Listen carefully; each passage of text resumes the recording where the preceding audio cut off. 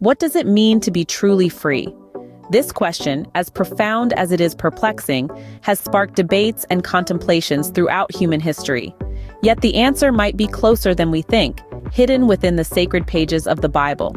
One of the most poignant scriptures on this topic comes from the book of Galatians, chapter 5, verse 1, where it is written, "It is for freedom that Christ has set us free.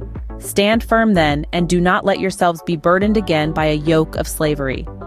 In this scripture, freedom is not defined as the absence of constraints or the ability to do whatever we please.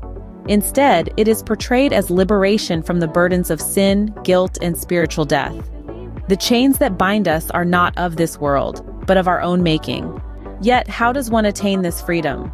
The Bible provides guidance in the book of James, chapter 4, verse 7.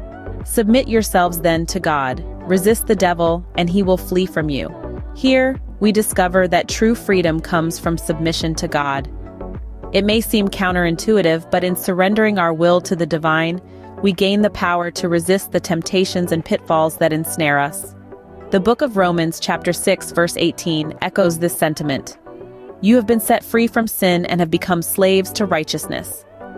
This scripture further emphasizes that freedom is not anarchy or lawlessness, but a willing submission to righteousness. We are free not to do as we please, but to do what is good, noble, and right. The Bible therefore presents a paradoxical view of freedom. It is not a license for selfishness, but a call to selflessness. It is not about pursuing our desires, but about aligning our desires with the will of God. It is not about gaining power, but about surrendering power. It is, in essence, a freedom that liberates not just ourselves, but others as well. As we conclude, reflect on these words from the book of John, chapter 8, verse 36. "So if the Son sets you free, you will be free indeed." True freedom, then, is not something we can achieve on our own, but a gift that comes from submitting to God.